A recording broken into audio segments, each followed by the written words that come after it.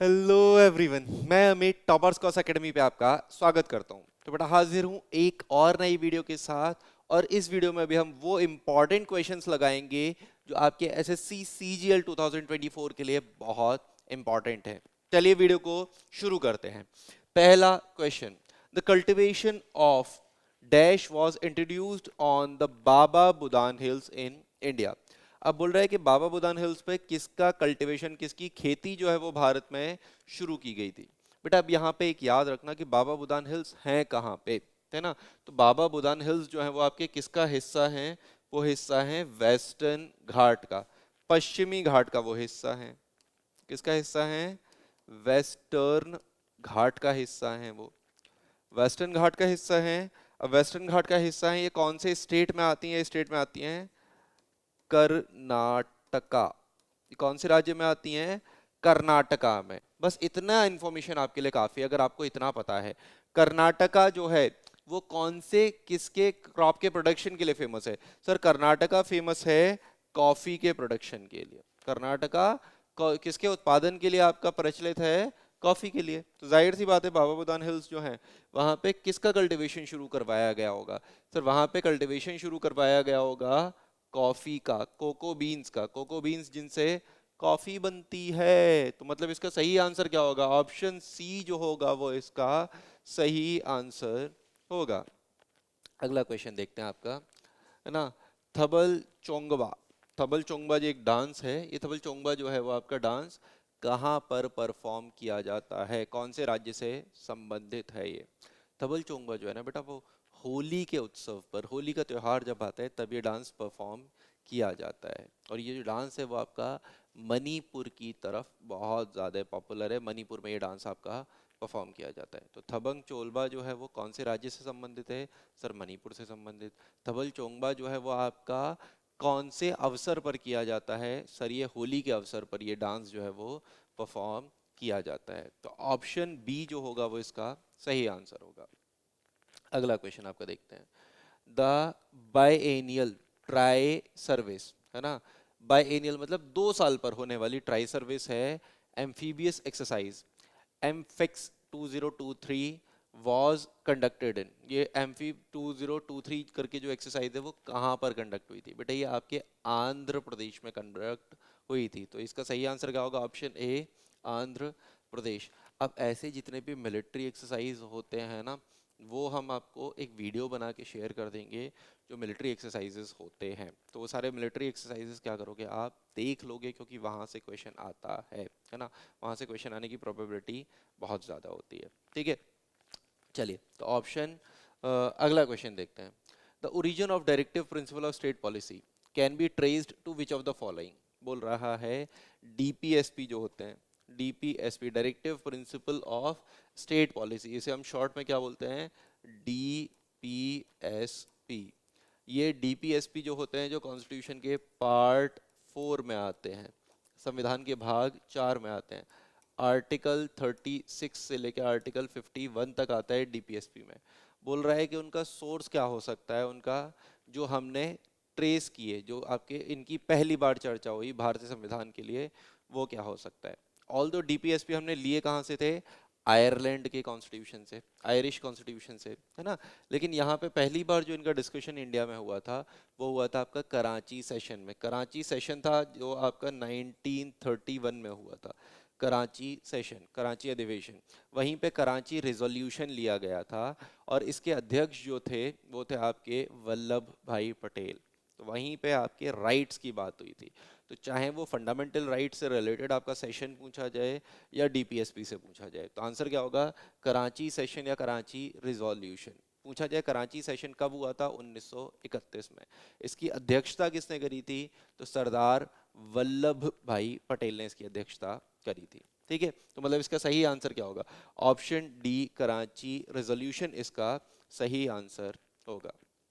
अगला क्वेश्चन आपको देखते हैं।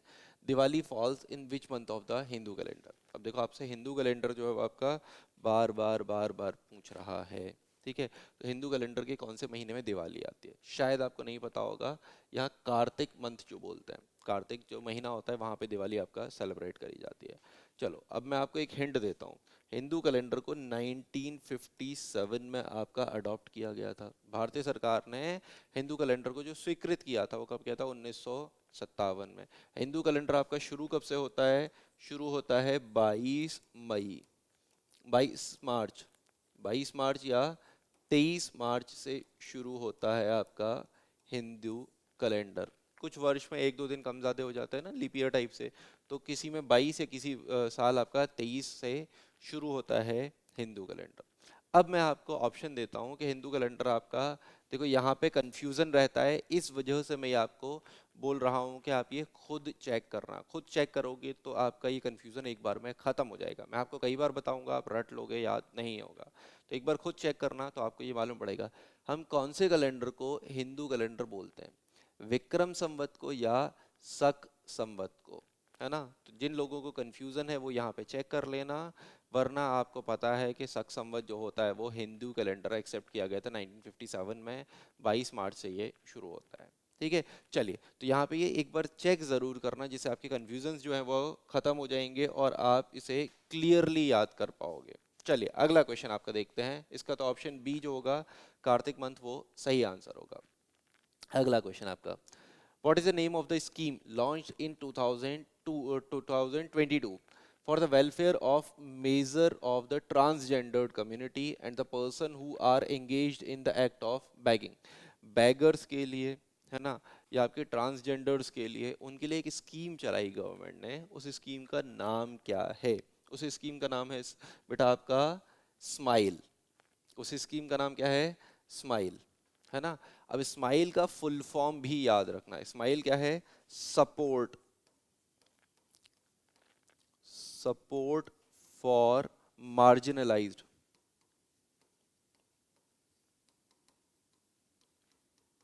सपोर्ट फॉर मार्जिनलाइज्ड इंडिविजुअल,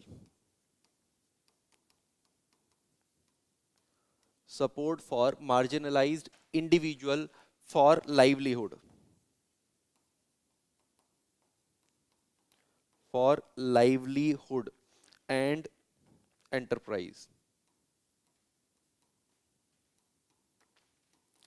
ठीक है, तो ये क्या है आपका? ये smile, operation smile scheme, smile जो है उसका ये फुल फॉर्म है ना, support for marginalised individual for livelihood and enterprise. तो ऑप्शन डी जो होगा वो इसका सही आंसर होगा।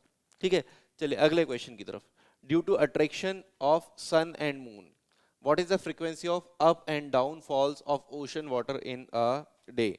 के बोल रहा है कि सन और मून की पोजीशन की वजह से हाई टाइड और लो टाइड जो आते हैं उनकी फ्रीक्वेंसी क्या होती है एक दिन में। अब देखो, अगर मैं यहाँ पे इसे अज्यूम कर लेता हूँ अर्थ, या चलो मैं दोबारा से बनाता हूँ, क्योंकि अर्थ जो है वो आपका ब्लू कलर से बनाते हैं। ये हमने देखा कि ये है आपका अर्थ, है ना, ये क्या है आपका अर्थ है। ठीक है, इधर हम देखते हैं, इधर आपका ये रेड कलर का मैं बना देता हूँ सन। रेड कलर से इधर क्या है आपका? सन है। सन से रेज निकल रही हैं ये आपकी। ठीक है, और मैं इधर अगला कलर लेता हूँ ये वाइट, वाइट कलर से मैं मून बनाता हूँ। अब बेटा देखो, अर्थ और सन की पोजीशन तो फिक्स है, मून की पोजीशन चेंज होती जाएगी। मून की एक पोजीशन ये होगी पोजीशन 1, ये होगी पोजीशन 2, ये होगी पोजीशन 3 और ये होगी पोजीशन 4। ये मून की ये 4 पोजीशंस हो सकती हैं। तो मून की जब भी पोजीशन आपका 2 और 4 पर होगी, अब देखो 4 की पोजीशन होगी तो अर्थ की तरफ, अर्थ जो है उसमें जो वाटर होंगे, है ना, जो टाइड होगा, अब देखो वो सन की तरफ खींचेगा तो उसे सन भी सपोर्ट करेगा, मून भी सपोर्ट करेगा। सन और मून दोनों ही सपोर्ट करेंगे तो यहाँ पे जो आपका वाटर होगा वो उठ जाएगा, तो ये हाई टाइड की कंडीशन हो गई। ऐसे ही जब पोजीशन 2 पे जाएंगे तो इधर आपका मून खींचेगा और इधर आपका सन खींचेगा, तो यहाँ पे वाटर उठ जाएगा और यहाँ से वाटर क्या होगा? कम हो जाएगा। तो ये भी आपकी हाई टाइड की कंडीशन हो जाएगी। ठीक है, और जब सन और मून परपेंडिकुलर होंगे, मतलब पोजीशन 1 और पोजीशन 3 पे, तब आपका जो टाइड्स होंगे वो लो होंगे, क्योंकि कुछ इधर ये सन खींचेगा, कुछ उधर मून खींचेगा, तो जो टाइड्स होंगे वो लो होंगे। तो आपका 2 और 4 पे हाई टाइड, 1 और 3 पे लो टाइड। तो मतलब एक दिन में जब मून आपका 24 आवर्स घूम, मतलब घूमता है ना 24 आवर्स में, एक पूरा चक्कर लगा लेता है, ठीक है। तो ये कंडीशन कितने बार रिपीट हुई? 2 बार हाई टाइड आए और 2 बार लो टाइड आए। तो यहाँ पे आंसर क्या होगा, फ्रीक्वेंसी क्या होगी? फ्रीक्वेंसी होगी 2, है ना, 2 हाई टाइड और 2 लो टाइड। ऑप्शन बी इसका सही आंसर होगा। अगले क्वेश्चन की तरफ चलते हैं। Padmaja Reddy, who was conferred the Padam Shri in 2022, is renowned for which of the following dance form? Padmaja Reddy जो है वो कौन से नृत्य से, कौन से डांस फॉर्म से संबंधित हैं? तो बेटा ये संबंधित है आपका कुचिपुड़ी से। कुचिपुड़ी जो आंध्र प्रदेश की तरफ आपका क्लासिकल डांस फॉर्म है, उससे संबंधित है आपका पद्मजा रेड्डी। तो ऑप्शन ए इसका सही आंसर होगा। अगला क्वेश्चन देखते हैं कि हमारे नेबरिंग कंट्रीज जो हैं उनकी बात कर रहा है, उनमें कुछ ऑफिशियल लैंग्वेजेस हैं, है ना। तो हमारे संबंधित राज्य, हमारे जो पड़ोसी राज्य हैं, उनमें कुछ आपके ऑफिशियल लैंग्वेजेस हैं, उनसे संबंधित ये क्वेश्चन आपका पूछ रहा है। शायद आपने एनसीईआरटी पढ़ी होगी, 10th 11th की एनसीईआरटी अगर आपने पढ़ी होगी तो 10th क्लास की एनसीईआरटी में आपको एक चैप्टर दे रखा है जहाँ बताया है कि जो श्रीलंका है वहाँ पे जो मैक्सिमम लगभग 74% जो है वो आपका सिंहाला स्पीकर है। श्रीलंका में जो स्पीकर्स हैं वो कौन से हैं? सिंहाला स्पीकर।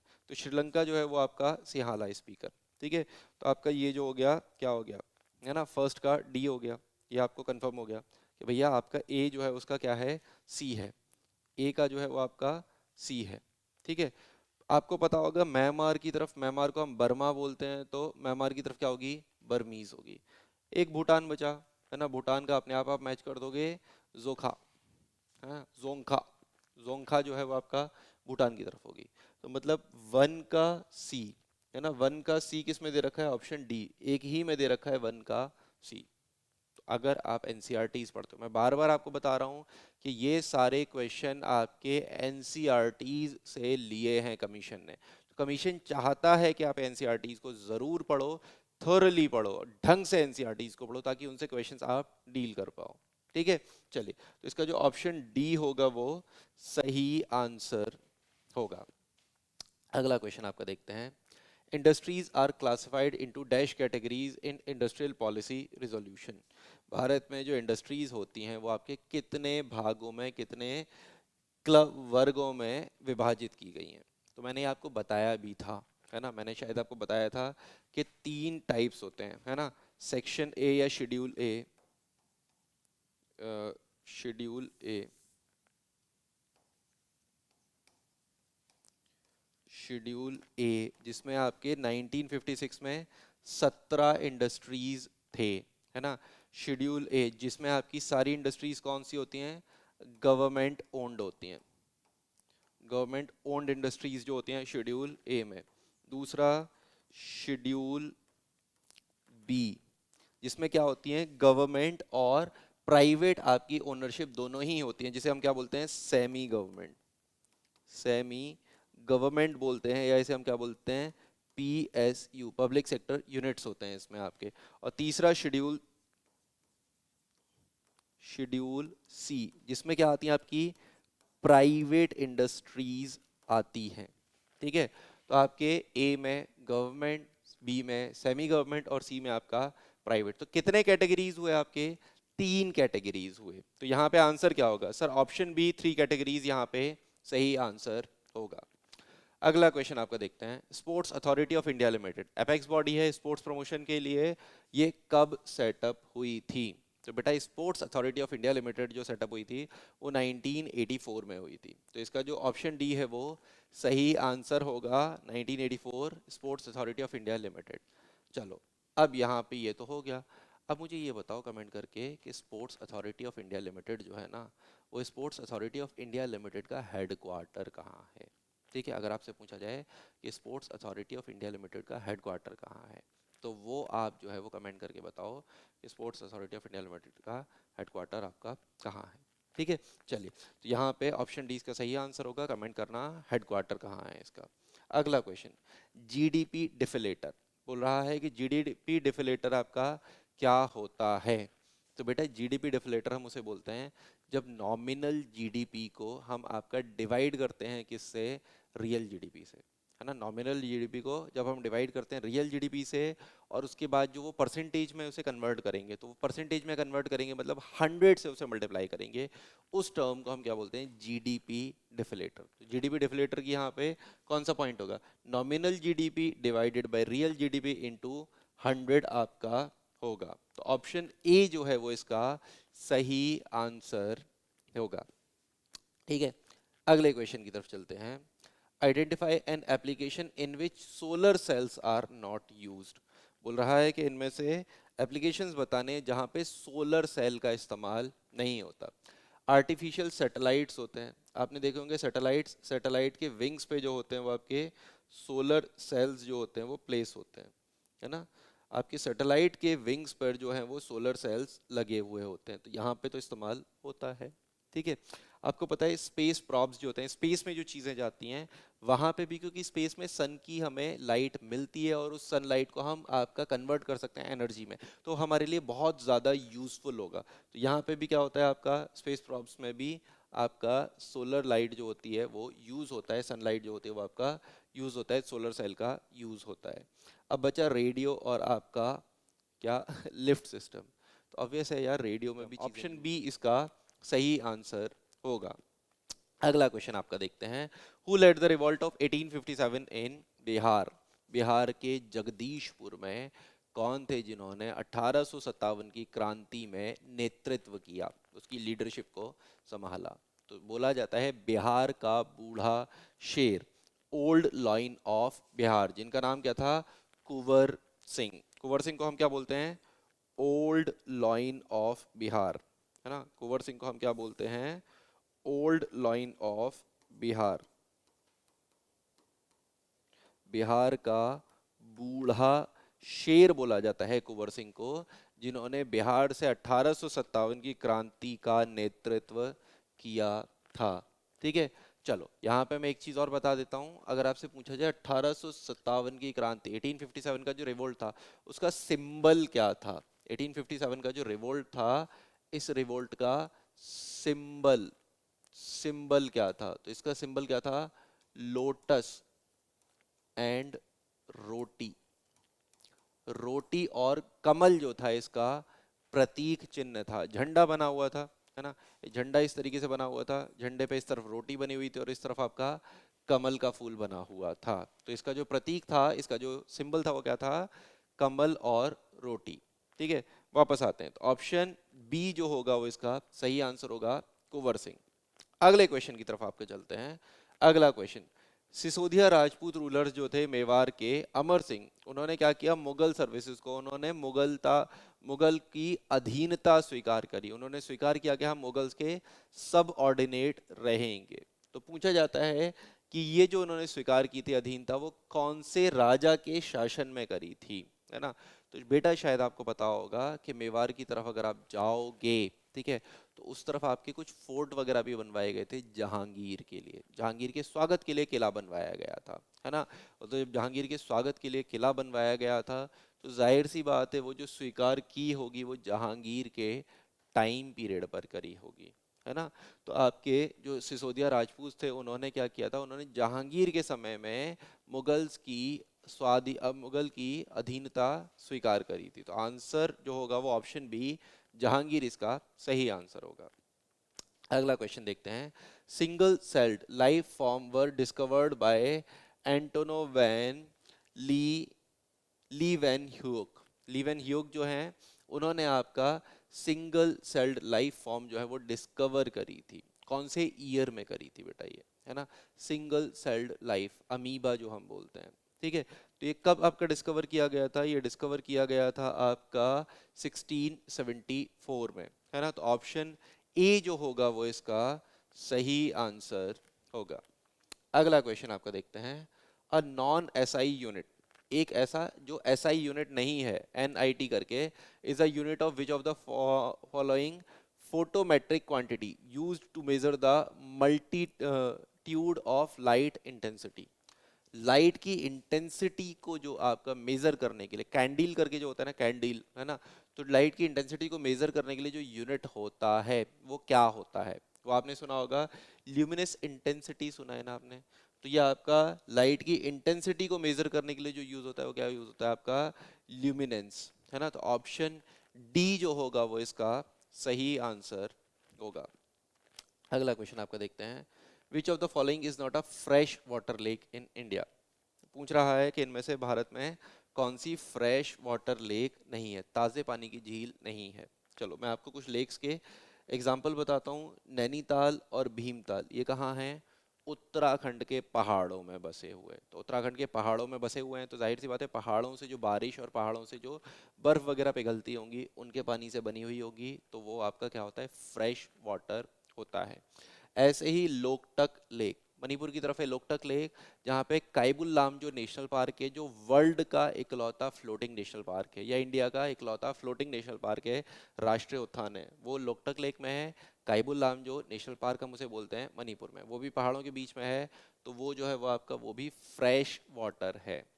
और आपने हिस्ट्री में कई बार पढ़ा होगा या ज्योग्राफी में भी मैंने आपको पढ़ाया होगा, पुलिकट लेक। पुलिकट लेक आंध्र प्रदेश में बनी हुई है। अगर मैं आंध्र प्रदेश का बॉर्डर मानूं तो इस तरीके से यहाँ पे पुलिकट लेक जो है वो बनी हुई है। इस तरीके से आपका पुलिकट लेक ये जो है वो आंध्र प्रदेश और तमिलनाडु के जस्ट बॉर्डर पे बनी हुई है, पुलिकट लेक। तो ये पुलिकट लेक देखो यहाँ ओशन से ओपन है, ओशन से ओपन है तो ये क्या है, ब्रैकिश वाटर लेक है, खारे पानी की झील है ये, है ना। तो आपसे कौन पूछा है कि कौन सी ताजे पानी की फ्रेश वाटर की नहीं है, तो आंसर क्या होगा आपका, पुलिकट लेक जो है वो फ्रेश वाटर लेक नहीं है। ब्रैकिश वाटर है वो आपका खारे पानी की झील है, समुद्र से कनेक्टेड है, ओशन से कनेक्टेड है, बे ऑफ बंगाल से कनेक्टेड है। तो आपका ऑप्शन सी जो है वो इसका सही आंसर होगा। अगला question, we have wings is associated with which of the following sports. बेटा कोविड के बाद, कोविड में आपके 2020 में ओलंपिक्स होने थे, 2020 के पैरालंपिक्स पैरा ओलंपिक्स होने थे, लेकिन वो 2020 में नहीं हुए, वो 2021 में हुए। और वो जो 2021 में ओलंपिक हुए थे पैरालंपिक, उनसे संबंधित था वी हैव विंग्स। तो याद रखना 2020 के जो पैरालंपिक है वो कब हुए थे, 2021 में हुए थे, है ना। और उसी से संबंधित था वी हैव विंग्स। तो ऑप्शन बी जो है वो इसका सही आंसर होगा। ठीक है। अगला question, dash was the first woman to be ordinated as a bhikkhuni in the bhikkhuni in the Buddhism. ठीक है, कि पहली महिला जो भिक्षुनी, है ना, भिक्षुक और भिक्षुनी करके आपकी बना करते थे बुद्धिज्म में, तो पहली महिला भिक्षुनी कौन थी बुद्धिज्म में।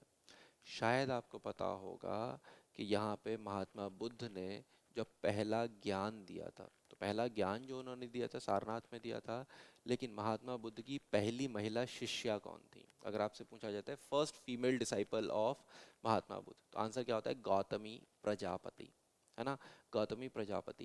तो वही गौतमी प्रजापति थी ना जो पहली भिक्षुनी होंगी, तभी तो उन्हें पहले सरमन दिया था, है ना, पहले उन्हें टीचिंग दी थी। जब वो टीचिंग लेंगी तो क्या होंगी, वो भिक्षुनी में कन्वर्ट हो जाएंगी। तो जो अगर पूछा जाए फर्स्ट फीमेल डिसाइपल या फर्स्ट भिक्षुनी बुद्धिज्म में कौन थी, आपका महाप्रजापति गौतमी करके हुआ करती थी। ठीक है, चलो तो ऑप्शन डी जो है वो इसका सही आंसर होगा। अगला क्वेश्चन आपका देखते हैं, the total number of ministers included including chief minister in the council of minister in a state shall not exceed the total number of member of the legislative assembly of the state.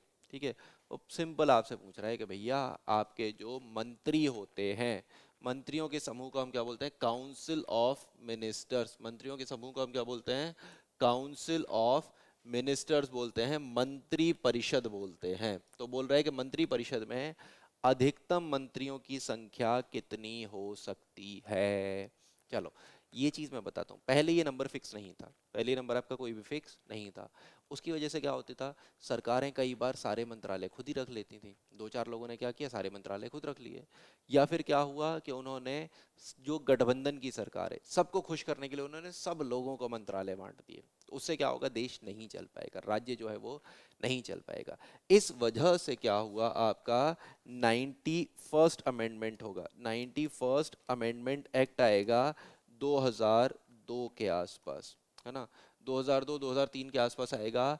91वां संवैधानिक संशोधन, इस संवैधानिक संशोधन से बोला जाएगा कि मंत्री परिषद में अधिकतम मंत्रियों की संख्या कितनी होगी, जितने भी आपके सदन में सदस्य हैं उसका 15%।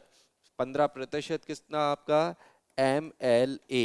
MLA मतलब जितने भी आपके विधायक होंगे उन टोटल विधायकों की संख्या का 15% आपका MLA जो होंगे वो आपके मंत्री बन सकते हैं, वो आपके मिनिस्टर हो सकते हैं। जैसे उत्तर प्रदेश की बात करें तो ये 15% किसका होगा? 403 का। राजस्थान की अगर बात करें तो वहां पे 200 सीटें हैं तो ये 15% किसका होगा? 200 का, है ना। हरियाणा की बात करें तो वहां पे 90 सीटें हैं तो ये 15% किसका होगा? 90 का। ठीक है।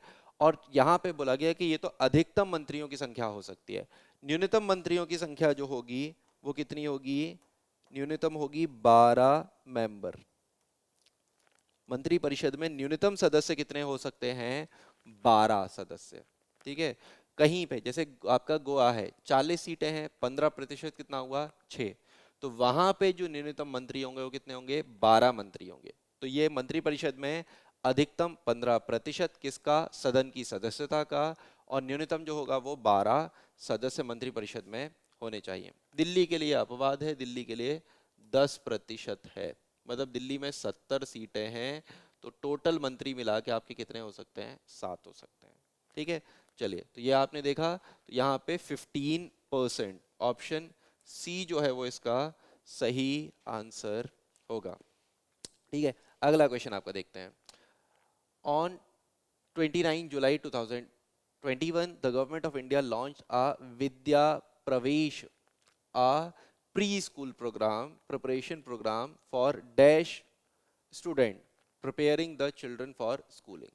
ठीक है।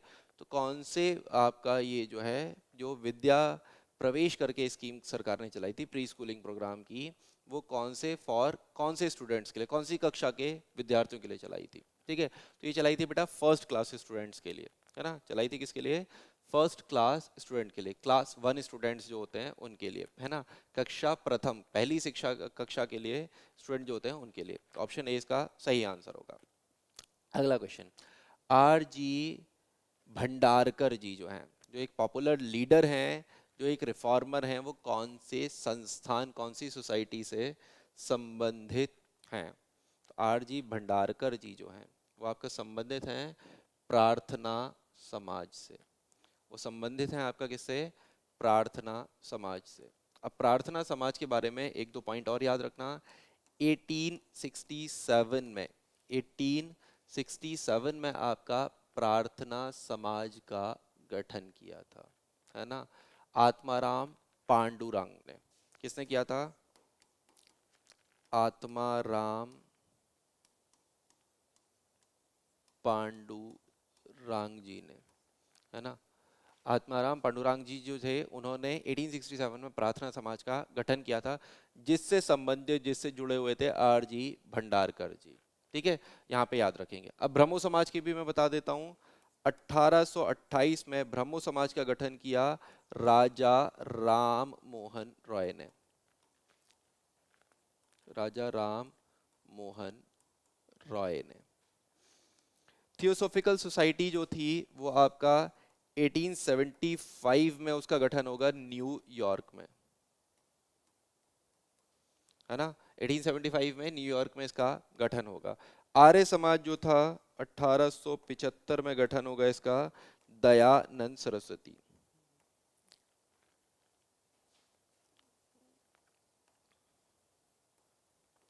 दयानंद सरस्वती के द्वारा आपका जो आर्य समाज का गठन होगा।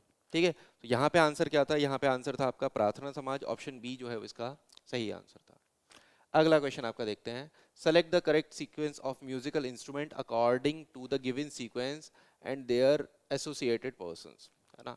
यहाँ पे देखो बार बार मैं आपको बोल रहा हूँ, म्यूजिक और डांस से उनसे संबंधित जो व्यक्ति हैं, पर्संस हैं, उनसे क्वेश्चन आपका बार बार पूछ रहा है।